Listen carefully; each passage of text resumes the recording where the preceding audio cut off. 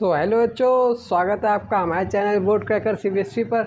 जो टॉपिक लगे तुमको कठिन उसे मैं करूं आसान। एक बार समझ लो, भूलोगे ना मेरी जान। तो आज की इस वीडियो में एक ऐसा टॉपिक है जिसको सरल बनाने की कोशिश की जा रही है। वो टॉपिक है आपका चैप्टर 9। चैप्टर 9 जो है मैथ्स का, सम एप्लीकेशंस ऑफ ट्रिग्नोमेट्री। ये मैं बता दूं गारंटी से 100% मेरे जितने साल के एक्सपीरियंस है उससे मैं कहता हूँ इस साल सीबीएसई 6 मार्क्स का एक क्वेश्चन इस चैप्टर से देगी ही देगी, और वो भी हाइट एंड डिस्टेंस से रिलेटेड देगी, क्योंकि इस चैप्टर में यही है क्वेश्चन, और कोई सा क्वेश्चन नहीं है।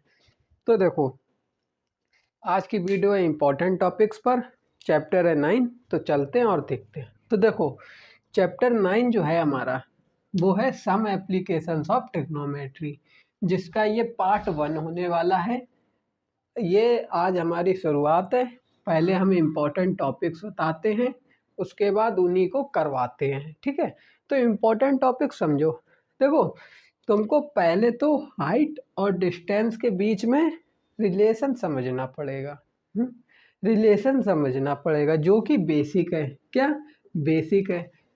ऐसा है अब तुम अगर सीधे चले जाओगे, सीधे सवालों पे चले जाओगे, तो कहीं ना कहीं दिक्कत आएगी। तुम्हारे मन में डाउट रहेगा कि भाई ये बताओ, अगर ये ऐसे आया तो ये वाला एंगल इतना इसके बराबर क्यों होगा, वो उसके बराबर क्यों। तो मतलब 10 सवाल खड़े होते हैं। तो वो 10 सवाल तुम्हारे मन में ना आए, इसलिए पहले तुम बेसिक पढ़ लेना।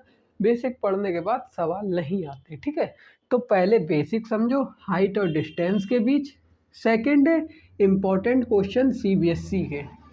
इम्पॉर्टेंट क्वेश्चन सीबीएसई के ये तुमको कहाँ मिलेंगे? किताब में तो नहीं मिलते, किताब में तो नहीं मिलते। वो मैं तुम्हें करवाऊंगा। इसके देखो, इसके तुम्हारे कितने 3 पार्ट बनेंगे। 3 part important question CBSE, 3 part बनेंगे। 3 पार्ट में क्वेश्चन जो हैं वो आपके 4 होंगे। 4 क्वेश्चन होंगे। 4 क्वेश्चन होंगे। 4 क्वेश्चन होंगे और 3 पार्ट इसके बनेंगे।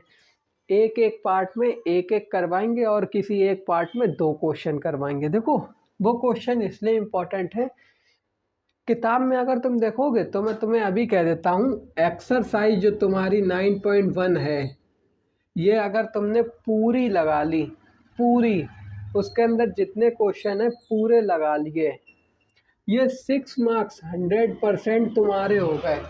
ये 6 मार्क्स 100% तुम्हारे होगा, क्योंकि पेपर में एनसीईआरटी से ही सेम टू सेम आता है, हर साल आ रहा है, कभी नहीं बदला ना बदलेगा। क्यों? क्योंकि सवाल बदलेंगे क्या? अच्छा एक बात बताओ, अगर उन्होंने कोई अलग उससे दे दिया बिल्कुल हटके, तो बच्चा कहेगा आउट ऑफ सिलेबस है। तो इसलिए एनसीईआरटी में उसका एक ना एक क्वेश्चन दिए रहे होते हैं एग्जाम्पल के थ्रू। एग्जाम्पल जैसे मान लो उन्होंने दिया, ये वाला तुमने साथ करा भी हो कि ये हमारा पेड़ है, यहाँ से ये टूट गया, तो ये यहाँ आके गिरा, और ये हमारी ज़मीन थी। तो पूछते हैं इसकी तुम्हें हाइट दे दी, कहते हैं पूरे पेड़ की हाइट बताओ। तो अगर तुमको पेपर में अब इस सवाल में क्या तुमको चेंजेस मिल सकता है?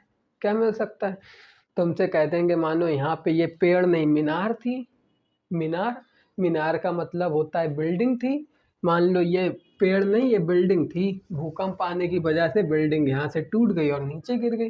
तो ऐसे मतलब बस देखो, बस क्वेश्चन का बेस वही रहेगा, क्वेश्चन का बेस वही रहेगा, तरीका बदल देंगे।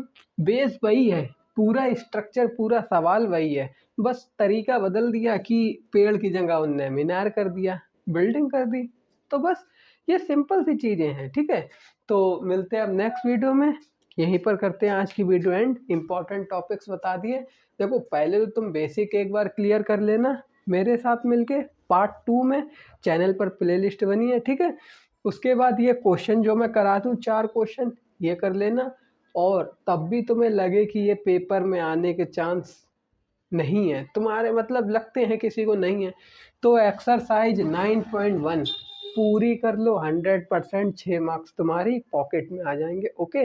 और पिछले पार्ट्स एंड चैप्टर देखने हो तो चैनल पर प्लेलिस्ट बनी है, चैप्टर के नेम से प्लेलिस्ट देखो, उसके अंदर जो पार्ट कठिन लगता हो वो पार्ट देख लो। ठीक है, तो मिलते हैं नेक्स्ट वीडियो में। Bye bye.